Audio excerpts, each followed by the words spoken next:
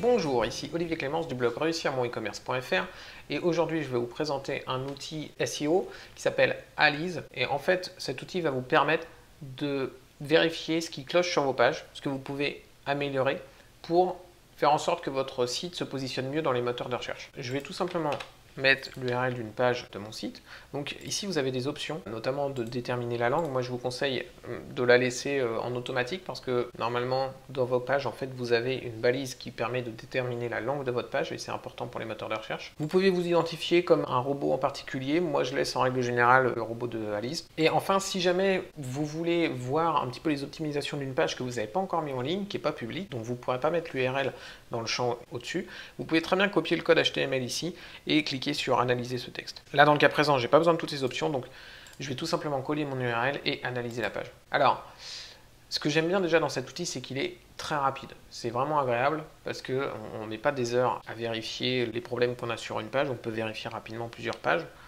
Et il est vraiment gratuit, il n'y a pas d'incitation à aller acheter des produits, tout est gratuit, c'est vraiment un super outil. Les autres avantages qu'il a, c'est que c'est un outil qui est en français, donc si vous ne parlez pas la langue anglaise, c'est pas mal parce que c'est assez rare les outils en français, et il y a des explications qui sont claires sur chaque point. Vous allez pouvoir vraiment mieux comprendre ce que vous devez faire. Donc là par exemple, j'ai donc rentré mon URL et j'ai analysé la page, et je suis sur l'onglet mots-clés, et ici il me montre les mots-clés qu'il y a dans ma page. J'ai toute une liste de mots-clés qui apparaît.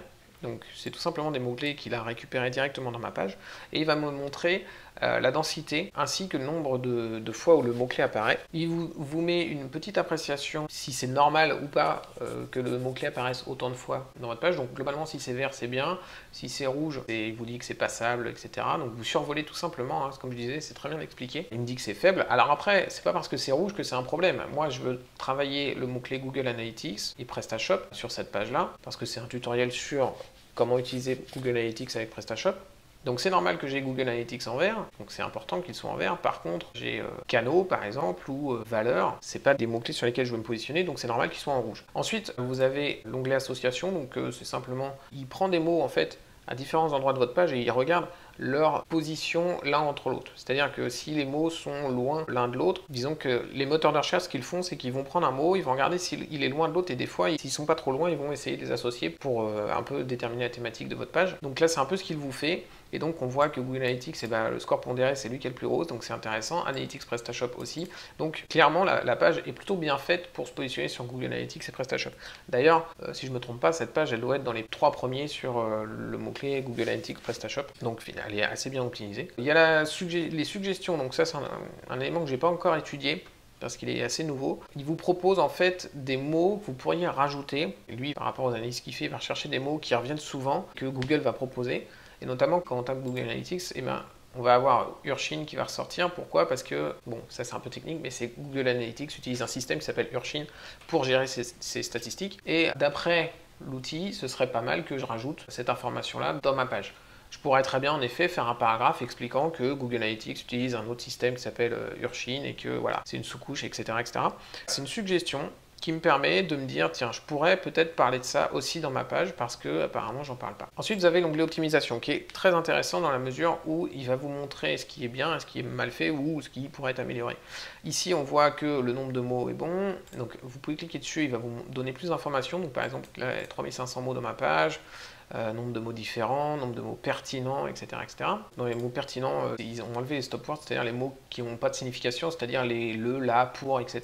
Vous avez la fréquence de répétition, donc c'est pareil, c'est est-ce que vous répétez trop souvent un mot, est-ce que vous ne le répétez pas assez. Le rapport texte-code, c'est-à-dire il va vérifier en fait dans votre code HTML quel est le pourcentage de texte et quel est le pourcentage de code. C'est une page qui a trop de code par rapport au texte, c'est une page qui est a priori mal faite parce qu'on n'a pas besoin d'avoir plus de code que de texte normalement. Donc ça c'est intéressant de vérifier. Le titre, il va vous dire si vous avez bel et bien un titre et le nombre de caractères. La métadescription, là il me met un avertissement, d'ailleurs on va le lire, la description fait 162 caractères. Pour un affichage correct sur les pages des moteurs de recherche, il est généralement recommandé de ne pas dépasser 160. Éventuellement, là, je pourrais trouver une solution pour réduire un peu mon nombre de caractères parce qu'il y a le risque que le texte soit coupé. Pour le coup, si le texte est coupé, je sais que ça va être les derniers mots. Donc, je réponds à toutes vos questions. Donc, même s'il coupe question, les gens sauront très bien quel est le mot qui vient. Et du coup, il n'y a pas de souci à ce niveau-là.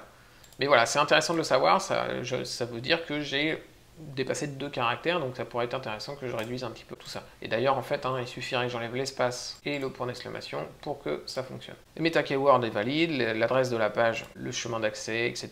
Il vérifie qu'il n'y a pas de chaîne de caractères, c'est-à-dire que vous n'avez pas des variables en fait dans vos URL, ce qui est le cas. La structure de la page, donc est-ce qu'elle utilise des balises H1 et H2? Ça c'est un critère qui est important pour le référencement, elles doivent être bien utilisées, donc là il vous le précise. Par exemple, si vous utilisez des balises H2 mais pas des balises H1, l'outil va vous le dire en fait, parce que dans une page, vous devez commencer par une balise H1, puis continuer avec des balises H2.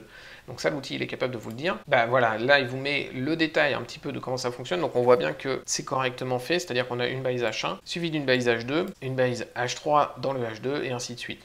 Voilà, il n'y a pas d'incohérence, comme par exemple un H1 suivi d'un H4 et d'un H2.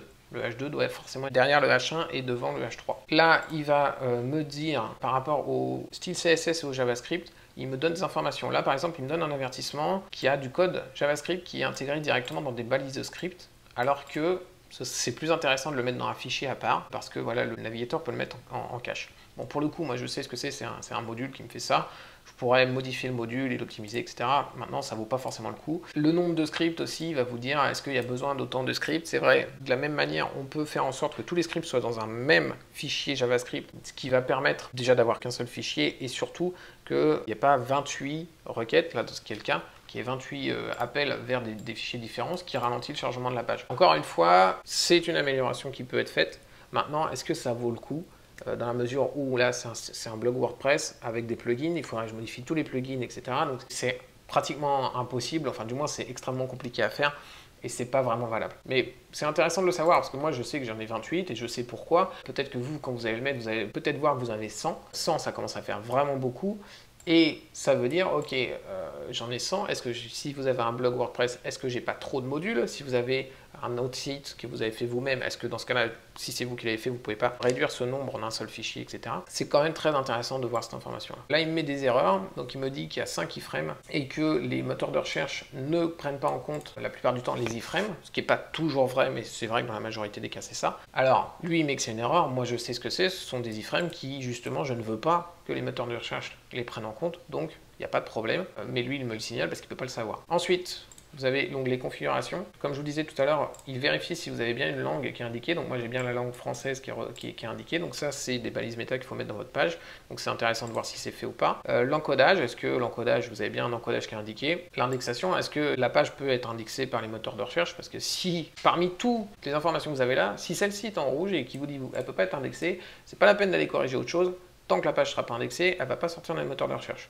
Donc là, il faut vraiment corriger ce problème-là en priorité si vous l'avez. Affichage, alors ça c'est quelque chose que j'ai rajouté parce que lui il considère que c'est intéressant de le faire. Moi, j'ai lu que ça servait a priori à rien. Donc c'est l'Open Directory Project, l'annuaire demos, c'est quelque chose qui est complètement dans l'oubli maintenant. Ce critère n'est pas important. Voilà, si vous l'avez, c'est très bien. Si vous ne l'avez pas, il n'y a pas de souci. Et enfin, il vérifie les réseaux sociaux, ce qui n'ont normalement pas d'impact sur le référencement, mais c'est intéressant quand même d'avoir ce qu'on appelle des Twitter cards, par exemple, et d'utiliser l'Open Graph de Google, de Facebook, pardon. Les gens, quand ils vont partager votre page, vous allez avoir des visuels sympas, en fait, dans Facebook et dans Twitter. C'est des éléments qu'il faut rajouter, et il le vérifie. Donc, si vous ne l'avez pas, il va vous mettre que ces éléments ne sont pas faits. Alors, il va vérifier les liens, donc la pertinence des liens. Ouais, alors il vérifie ces deux informations-là. Moi, alors au niveau de l'underscore et du tiret, moi j'avais lu que l'underscore était considéré maintenant comme le tiret, alors peut-être que c'est pas le cas à revérifier, en tout cas il vous l'affichera, et il vous précise des liens en nofollow. Donc c'est un avertissement, ça ne veut pas dire que c'est une erreur, ça veut simplement dire que voilà, attention, vous avez des liens en nofollow, vérifiez si c'est normal que ce lien-là soit en nofollow.